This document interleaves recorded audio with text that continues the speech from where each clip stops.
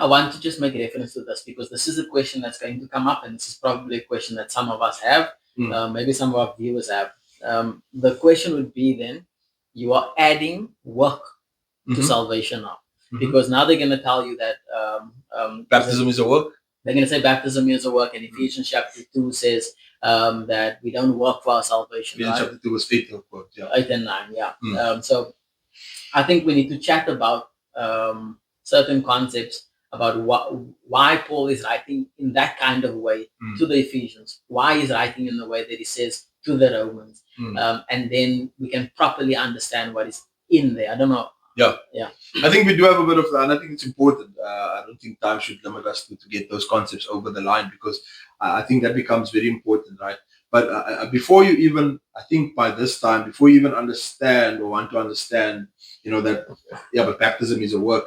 I think if you look at all the questions that those people in Acts asked, is what must I do to be saved? Right? And the answer to that question wasn't, no, there's nothing you need to do. You're already saved by your belief through grace, the grace of God. So just believe. That's all you have to do, right? That wasn't the answer. The answer to people might say to the Philippian, the jailer, right? The Philippian jailer, that may have been believe, and you will be saved. Right? But then we see what he does, right? Because he asked, sirs, what must I do to be saved? In Acts chapter 2, they asked, men and brethren, what shall we do? Right? Peter didn't stand there and say, oh, there's nothing you need to do. You're already saved by the grace. You just have to have faith. He says, repent and be baptized, right? And at that point, these people weren't saved because they asked, what must we do, right? And I think that's just common sense that would dictate to us that there's something you need to do. And if someone's going to say, well, we're adding works, well, then we need to ask ourselves, who's doing the work, right? Whose works is it actually that's and how are those works being presented?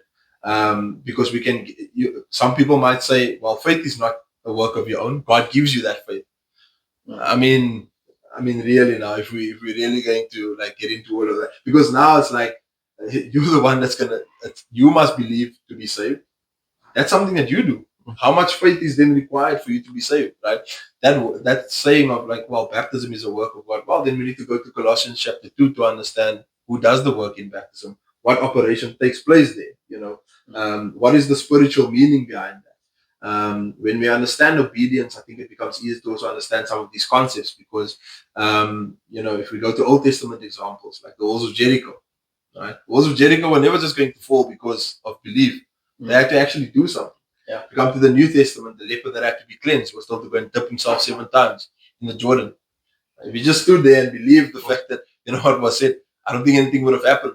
But the cleansing was promised. Yeah, action required. There was action required. The walls would fall. That was out there, but there was action required, and you had to follow the blueprint of God.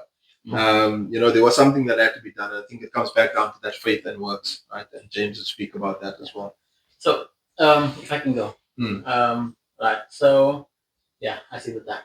Anyway, we must understand this, okay?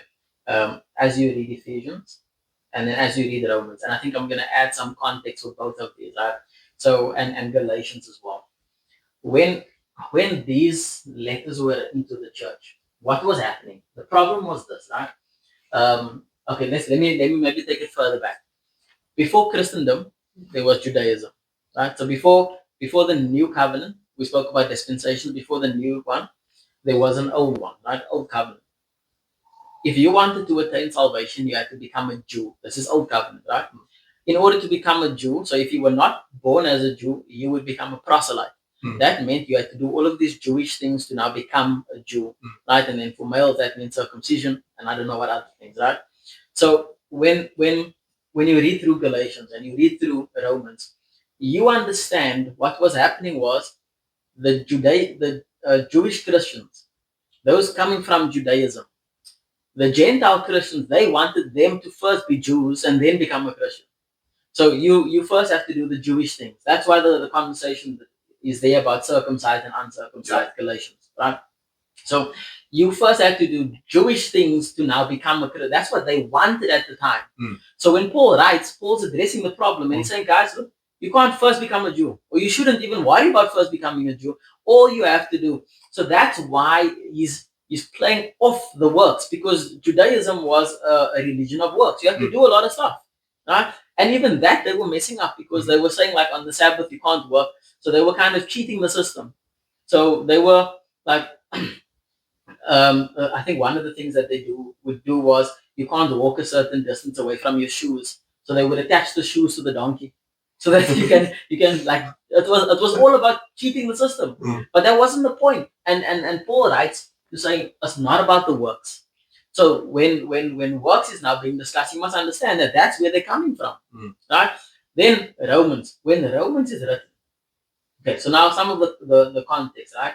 Romans is written to a church that, so I don't know who was in power at the time in Rome. I think it was Clement. I think we can go look it up and check that.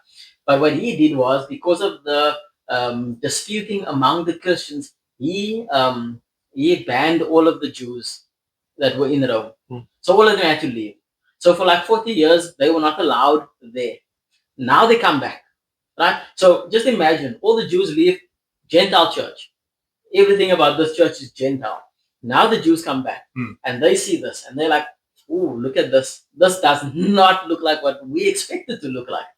And that is where they were trying to enforce all of these all these Jewish things in there.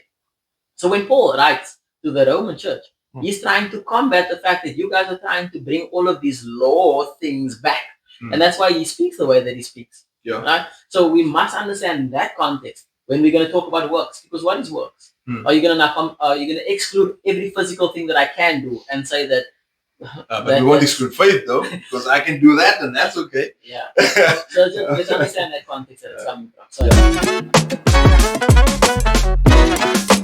So,